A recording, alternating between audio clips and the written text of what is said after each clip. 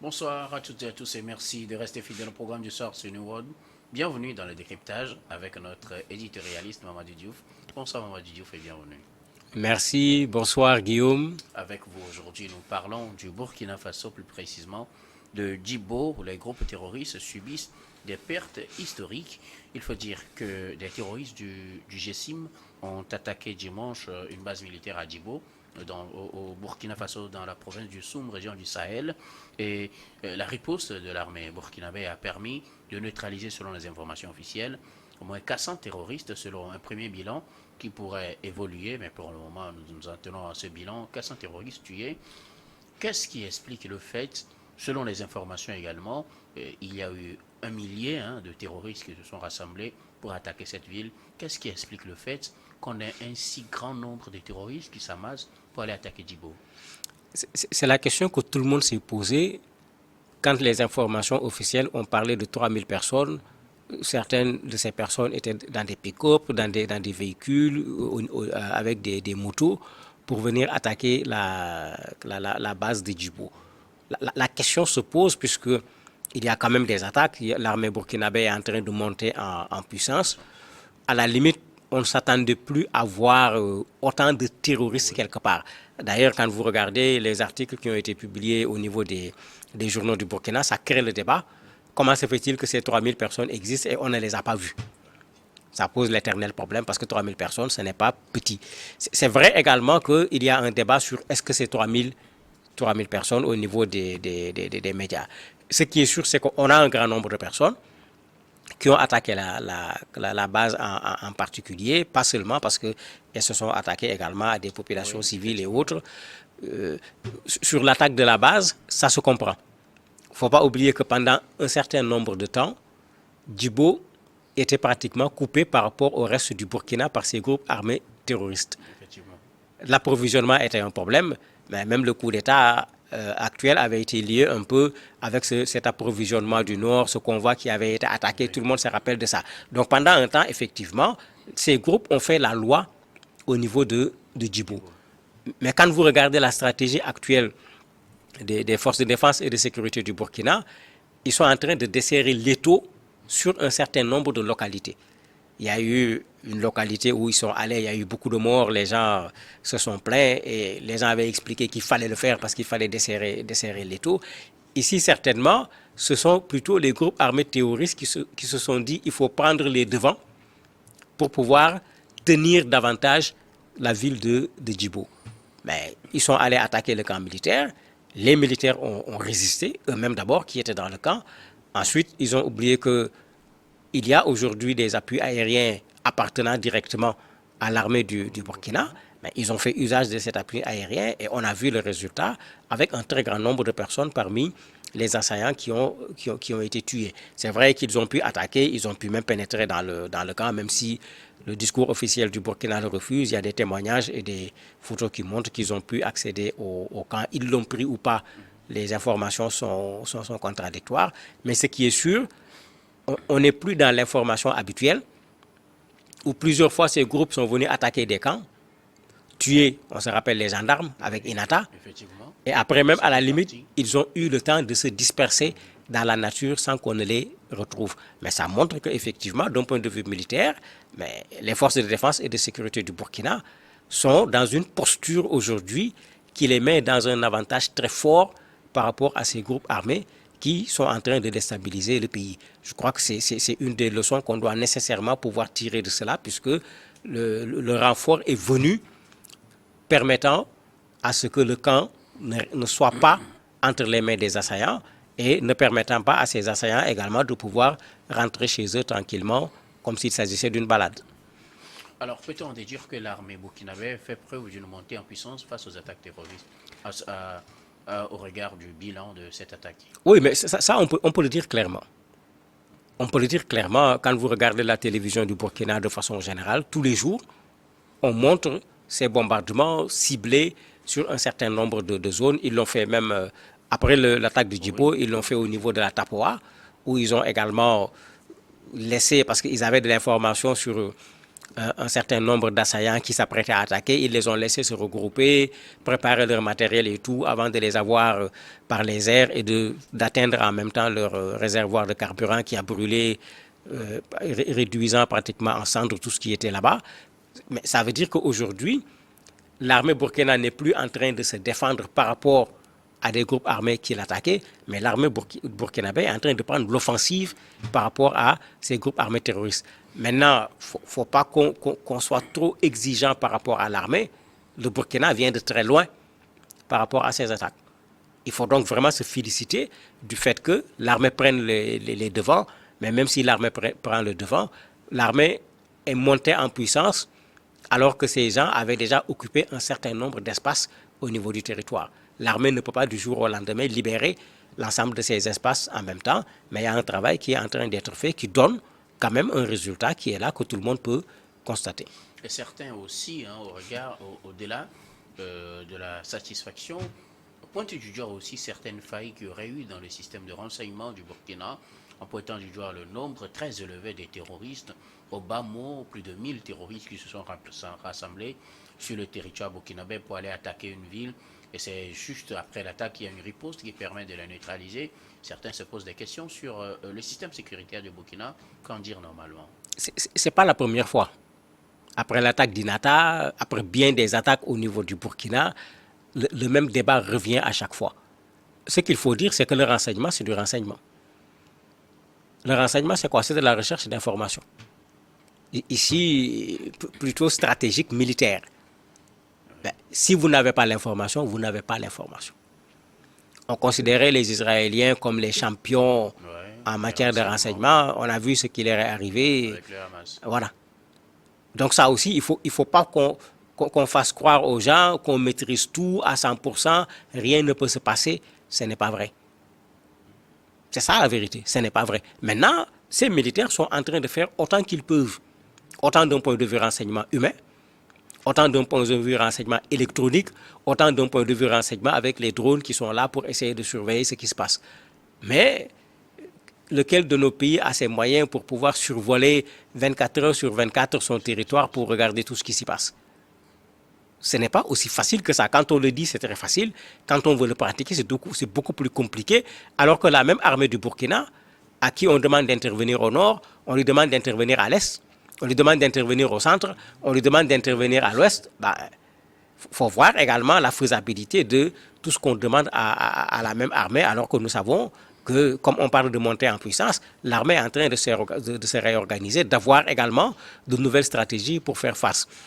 C'est vrai que ça gêne, parce qu'on n'a pas encore le bilan sur les militaires qui sont tombés. Certaines sources disent clairement qu'il y a des militaires qui sont tombés. On n'a pas encore ce bilan de façon officielle. Et généralement, quand ces pays tardent à donner ces bilans, c'est parce que le bilan est gênant. Et ça se comprend parce qu'on est dans une posture où on montre les faits d'armes de l'armée. Quand il y a un contre-coup, ça casse l'élan qui existait, aussi bien en matière de communication qu'en matière d'enthousiasme également au niveau des populations pour dire on va en finir avec ces gens-là. On l'a vu dans tous les pays qui sont dans cette situation. Vous allez voir souvent il y a un silence gênant pour donner un certain nombre d'informations quand le coup reçu est un coup qui est particulièrement fort par rapport à un moment où on dit que l'armée est en train de monter en puissance. Le fait que le camp même soit attaqué pose problème. Puisque certains le disent, mais comment se fait-il que le camp puisse être attaqué, qu'ils viennent jusqu'au camp? Pourquoi on ne les a pas vus? Tout ça, c'est des questionnements qui sont légitimes. Mais comme je l'ai dit, on est dans une guerre. On est dans une guerre qui n'est pas une guerre conventionnelle également. On est à la limite du Burkina, à la frontière avec le Mali et le Niger. On est également dans la zone où les groupes armés, particulièrement le groupe de soutien à l'islam et aux musulmans, est très bien implanté. Et peut-être même en termes de renseignement au niveau de ces zones, ils sont plus doués que nos services militaires et autres, parce que eux, souvent, c'est leur milieu. Ils sont avec les populations. Et dans beaucoup de zones, ça a créé parfois même des situations difficiles où on a accusé les populations, sans pour autant toujours le prouver, comme étant des vecteurs d'information pour ces groupes armés terroristes. Et parfois, il y a eu des exactions contre ces populations, ce qu'une guerre ne peut pas du tout justifier. Avec ce nombre de terroristes, faut-il craindre une certaine résurgence des groupes terroristes qui ont été mis à mal depuis un certain moment dans ces trois pays, Mali, Niger, Burkina? La difficulté qu'on a, quand vous regardez ceux qui travaillent sur ces questions, on a du mal à dire il y en a combien au Mali, il y en a combien au Niger, il y en a combien au Burkina, sans compter que parfois c'est les mêmes qui traversent les frontières. Si on avait le nombre, on peut regarder combien ont été tués, pour regarder le pourcentage, pour essayer de calculer et de voir qu'est-ce que ça a fait comme coût par rapport à ces gens-là.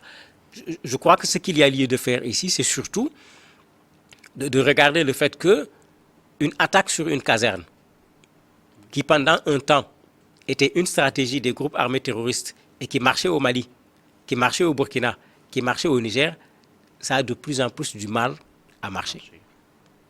Rappelez-vous, au Mali, quand les groupes armés Touareg ont attaqué, personne n'est resté dans les camps. Même quand ils ont pris des camps, ils ont pris du matériel, mais après ils sont partis, puisqu'avec les vecteurs aériens, le camp il est géographiquement clairement situé. Pour bombarder des gens qui sont dedans, on n'a pas besoin d'être un spécialiste, puisqu'on connaît exactement la situation géographique.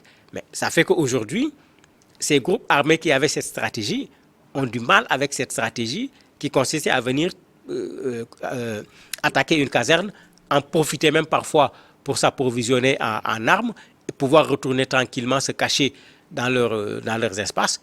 Il y a de plus en plus de problèmes pour le faire, aussi bien au niveau du Burkina, au Mali, tout comme au Niger. Je crois que c'est déjà un bon point parce que c'était ça une de leurs stratégies qui était une sorte de casse-tête pour les pays et pour les populations, quand ces gens peuvent allègrement attaquer les forces de défense et de sécurité, faire des victimes, se replier sans rien. Mais qu'est-ce que les civils vont dire en matière de sécurité? La question a souvent été posée, mais les données sont véritablement en train de changer dans ces trois pays pour ce qui est des attaques des installations militaires. Alors justement, parlant de civils, les Nations Unies ont fait une évaluation de la situation, disant que 40 civils ont été tués dans cette attaque, 42 blessés. Tout à fait. Quand ces gens-là interviennent, malheureusement, c'est comme s'ils refusent de faire la part des choses entre population civile et forces de défense et de sécurité. D'ailleurs, les Nations Unies rappellent aussi bien aux groupes armés terroristes qu'à nos États, puisque dans la même déclaration, ils le rappellent que même dans une guerre, les civils ne font pas partie de la guerre. Ce sont ceux qui sont des belligérants qui se battent, ce n'est pas les populations civiles. Malheureusement, ils s'en sont pris aux populations civiles, à leurs biens, à des domiciles qui ont été détruits, mais ça fait partie malheureusement de leur mode opératoire. Et très certainement, c'est des populations qui n'ont pas accepté dans une certaine mesure de collaborer avec eux jusqu'à un certain niveau. Puisque eux aussi, ils essayent de faire le même travail que les militaires, faire en sorte d'avoir du renseignement à partir des populations. Et quand ce n'est pas le cas, souvent, il est arrivé même qu'ils reviennent dans un espace pour sanctionner des populations en considérant que c'est les populations qui ont donné des informations les concernant aux forces de défense et de sécurité. Et ça, il faut le dire ici, c'est ça qu'il faut encourager. Si les populations doivent collaborer, c'est avec les forces de défense et de sécurité qu'il faut collaborer, pas avec les groupes armés terroristes, parce qu'il n'y a aucune garantie avec les groupes armés terroristes. C'est avec les forces de défense et de sécurité qu'il faut collaborer pour qu'on puisse mettre fin à cette insécurité dans une bonne partie du Sahel. Les terroristes ont essuyé une cuisante défaite avec au bas mot 400 terroristes qui ont été neutralisés selon le premier bilan communiqué. Faut-il dire que cela doit semer la crainte au niveau des groupes terroristes? La crainte, je ne suis pas sûr. Mais en tout cas, ça va les faire réfléchir. Ils vont se rendre compte qu'on ne peut plus attaquer une caserne militaire et se retrouver dans les situations d'il y a 3 ans où après l'attaque, eux-mêmes ils font des déclarations parce qu'on ne les a pas encore entendus. Parce que d'habitude, le GSIM revendique ce qu'il fait et ils font également leur bilan. Quand on a les victimes de leur côté, tout comme du côté des forces de défense et de sécurité, pour le moment, on ne les a pas encore entendus sur cette attaque-là. Et c'est ça qui montre qu'ils sont en train de se chercher aujourd'hui en matière de stratégie, puisque ce que tous les spécialistes de la question avaient dit, c'est qu'il fallait un travail entre ces 3 pays en particulier, surtout dans cette zone des 3 frontières, pour pouvoir réduire fortement cette question. Aujourd'hui, ce travail est en train d'être fait. Tout le monde sait que sur Kidal, il y a eu un appui nigérien, il y a eu un appui burkinabé. Ici, ce n'est pas encore, l'information n'est pas encore sortie clairement. Est-ce qu'il y a eu un appui nigérien, un appui du Mali par rapport à ce qui s'est passé pour le Kidal? Je ne sais pas encore pour le moment. Mais quand on lit la réaction du président Ibrahim du Burkina, lui, il semble même faire un lien avec ce qui s'est passé à Kidal. C'est comme si les gens ont voulu se regrouper ici parce que là-bas, ça ne peut plus marcher. On essaie de trouver une nouvelle base à partir de laquelle on va pouvoir s'organiser. Comme j'ai dit, c'est de l'information militaire. Les militaires ne donnent jamais leurs informations parce qu'il y a une question stratégique dedans. Dans quelques jours, on aura un peu plus d'informations, on comprendra davantage qu'est-ce qui s'est véritablement passé. Alors, regarde, de ces chiffres toujours, on peut-on dire qu'il s'agit d'un début d'exploit pour ces trois armées? Oui, mais c'est un exploit. Ce que le Mali a fait sur Kidal, même s'il n'y a pas eu la guerre que tout le monde attendait, ils ont repris l'espace. C'est une victoire. Qu'ils les aient affrontés ou pas, c'est une partie du territoire qu'ils ont récupéré. Au niveau de Djibo, mais c'est une très bonne chose parce que cette ville a pendant longtemps été coupée du reste du Burkina.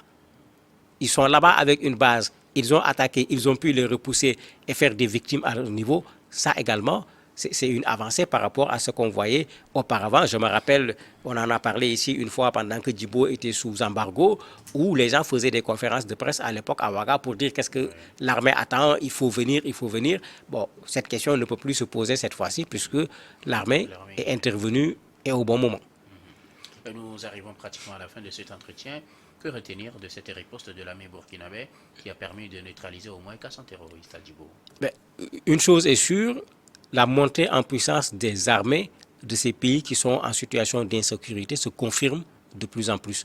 Et ça fait partie de la stratégie qui va permettre à résoudre ce problème. Mais comme moi je l'ai toujours défendu, ce n'est pas le tout militaire qui va régler ce problème. Il ne faudrait pas qu'on commette ces erreurs. Il faut également qu'on regarde le terreau, pourquoi ce problème est là, pour trouver une solution au problème, pour tarir également le recrutement de ceux qui vont rejoindre ces groupes armés terroristes. Mamadou Diouf, éditorialiste, merci d'avoir répondu à nos questions. Et merci également à vous, très chers téléspectateurs, de nous avoir suivis. C'est la fin de ce numéro du décryptage. Je vous retrouve tout de suite pour la suite du programme du soir sur Nour d'Info.